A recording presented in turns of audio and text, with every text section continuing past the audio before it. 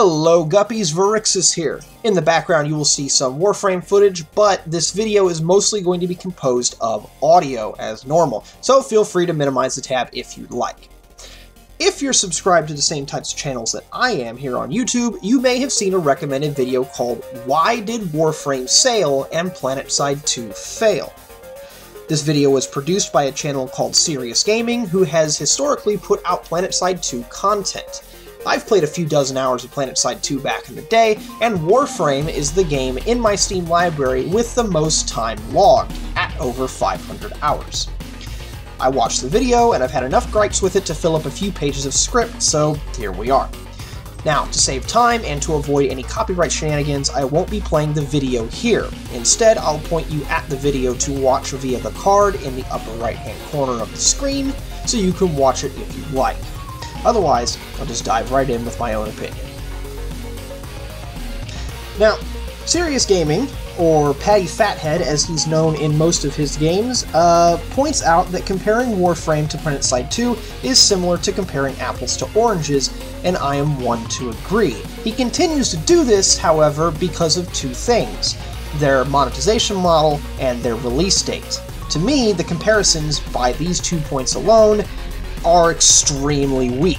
PlanetSide 2 is a PvP game where the salt flows strong, everything is OP, and people will get destroyed by older, more experienced players.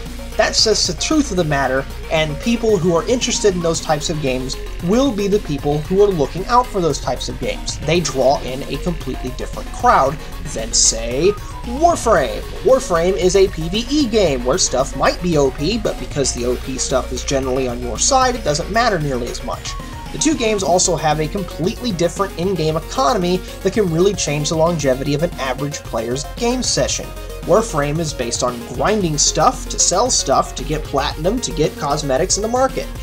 PlanetSide 2 is about killing stuff to grind stuff to get new weapons, to get new recommendations, so you can get certs to get more weapons and continue on. While they're both grinding, because of the way the economies fit together, you are grinding for different things, and you have multiple checkpoints that happen at different times for a better player perception across two different games. Two games.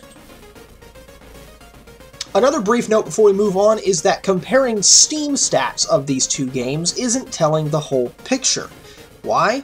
Well, a decent portion of the community of PlanetSide 2 still uses the standalone launcher from Daybreak Games, which doesn't report to Steam at all. So you are missing a decent chunk of the game when you compare only Steam stats. Now, back to the PvP versus PvE argument. We're going to talk about selling items in-game. You correctly stated that PlanetSide 2 has to work very carefully when it creates new non-cosmetic items in the game as to not upset player balance. Warframe doesn't have anywhere near this problem when it comes to releasing new weapons, which is why almost every update in the game comes with 2 to 3 weapons. This rapid release of weapons also plays into their progression system, which again benefits the average play session length, yada yada yada. You might have had a point here, but you just sort of devolved into an admittedly true rant about League of Legends, which I don't think really had a point in this video.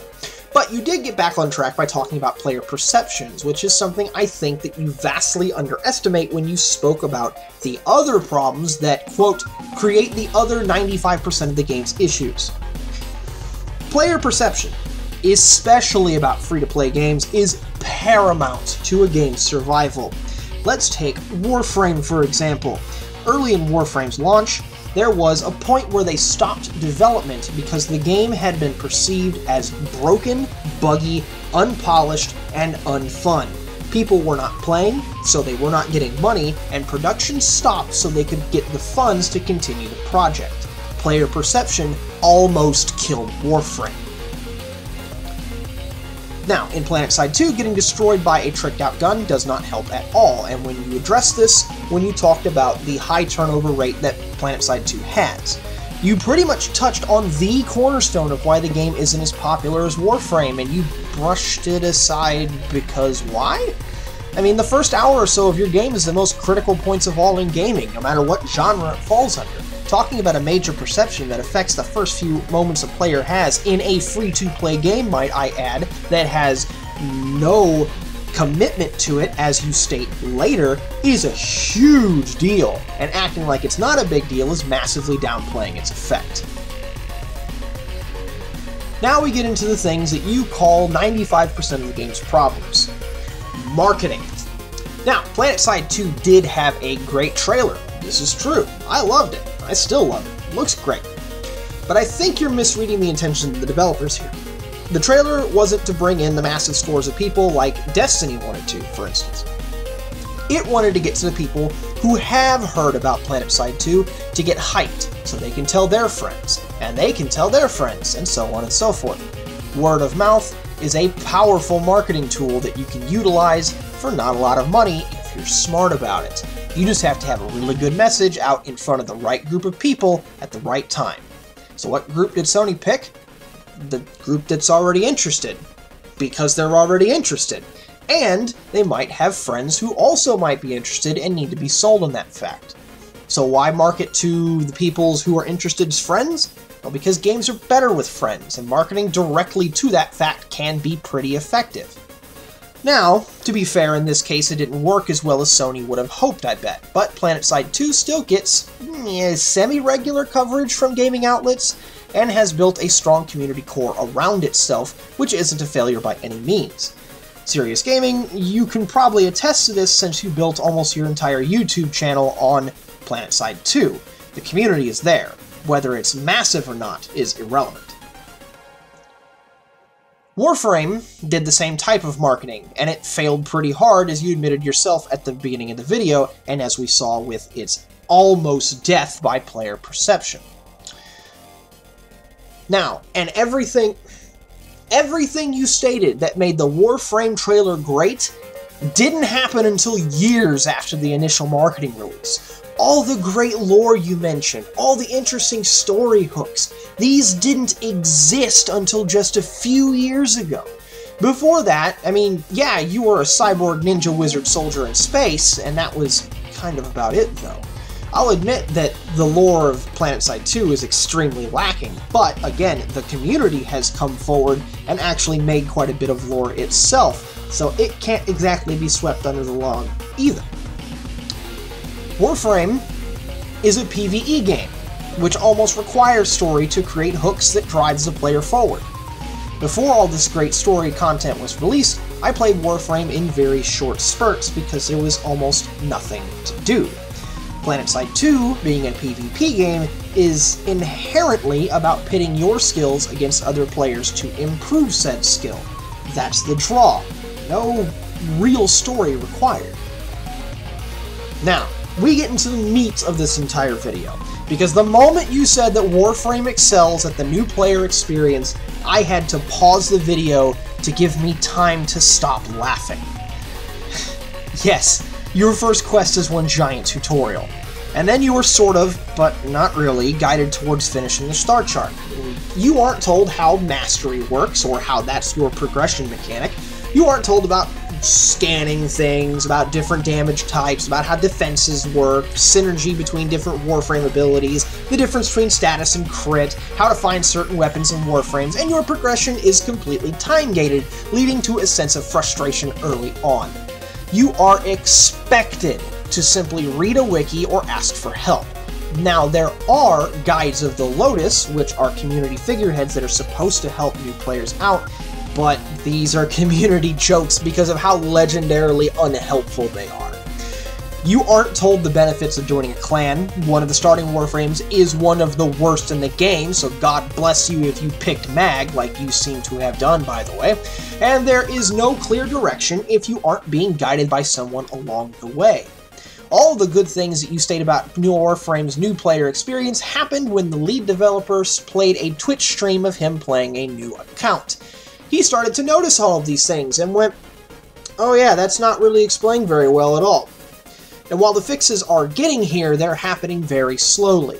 Once you complete Earth, the game just sort of plonks you down into your orbiter and expects you to know what to do. You then commit a pretty bad error yourself by talking about the basic tutorial in PlanetSide 2, which actually does a fair job explaining core mechanics, like how different classes handle different roles and deal damage differently, how to requisition vehicles, how to use them, since they're a pretty important part of the game. It also teaches you how to handle objectives, albeit in a very boring manner.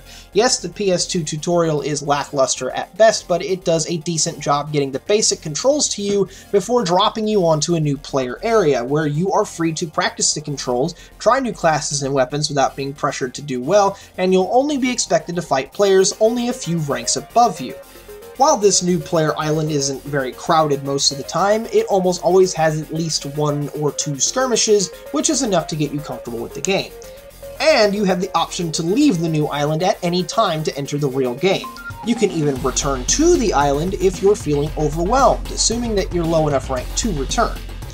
PlanetSide 2 admittedly isn't very complicated or a nuanced game, so having a basic tutorial is fine. Warframe doesn't get that luxury because of the sheer amount of systems you need to understand just to complete the star chart, which is considered to be the first real endgame goal a new player needs to reach. Other endgame contents like raids require such intricate knowledge of the game and Warframe builds that it is ridiculous to think that a player who has gotten there on their own will understand anything. Now we get to community management, which is something that I mostly agree on you with, but I think you are also missing a very dirty side to Digital Extremes. Warframe is both a very good and very bad example of community outreach. Dev streams, forum and Reddit presences, working with content creators, and so forth are great ways to garner community trust. But Digital Extremes is also well known for their stonewalling of the community on several points of contention. Universal Vacuum is probably the biggest one, but there are loads of others. The cost for the weapon HEMA, Sentinels versus other companions, armor scaling, several Warframe reworks like Oberon and Ash, Riven mods, data mining for drop tables to make sure that game is fair, and nullifiers and bombards as enemy types. You just don't get answers from Digital Extremes on these things, and it's infuriating because they're fairly good about being responsive most of the time. As you state about the people in PlanetSide 2, they answer the questions they want to answer and ignore the hard ones. The amount of times they've seemed completely clueless about what the community wants when the community is screaming at them through several channels is mind-boggling for a community that thinks that their developers are listening. All of that being said, the communication aspect between players and Daybreak Studios is basically non-existent, so that is a problem that needs to be addressed. Dev streams for PlanetSide 2 would be fairly nice, some new lore changes, community highlights, or even just more presence from the developers would be nice. But again, we're talking about a very small team compared to a very large team like Digital Extremes, but we'll touch on that a little bit more. You then unceremoniously cap off the video by stating all of these things that Warframe has that PlanetSide 2 can't really do, as if you can compare them. Clan halls might be nice in PlanetSide 2, but you can't really add companions or player housing as comparable aspects to PlanetSide 2. To do so is simply trying to pad your argument. And then you make a similar mistake to the beginning of the video where you briefly touch on a very important point only to back off and shrug about it. PlanetSide 2 has a very small team of full-timers compared to the full and robust team that Digital Extremes has, including marketing, art design, level design, balance teams, concept designs, and so on. Even then, PlanetSide 2 isn't even considered a real failure unless you compare it to AAA budget games. Now, if you wanted to see a real failed game, go look at Firefall and its fiasco. Now, I know that you're a PlanetSide 2 content creator, and so you'll naturally have more of a nuanced and potentially salty view of PlanetSide. But judging by your gameplay footage in this video of Warframe and your posts on Reddit, you're still in the honeymoon phase of the game and haven't really turned a critical eye to it yet. But there are a lot of problems that Warframe has that you either haven't seen yet or have neglected to mention. And two of the most major reasons why PlanetSide 2 will never stack up to a game like Warframe shouldn't be written off as if they don't matter. In the end, though, we have to go back to the argument that comparing Warframe to PlanetSide 2 is akin to comparing an apple to a 2x4. can't really do it because they have completely different draws, which leads to completely different pair perceptions, which leads to completely different market strategies and adaptations. Could PlanetSide 2 have done better? You bet. I would love to see more community involvement, like I said, but again, we're comparing a team of a dozen people against what a team of over 200 people can do, with over half of that number being marketing. The comparison isn't fair to anyone. Digital Extremes is a massive juggernaut of a company. Daybreak Games is lucky to have what it has.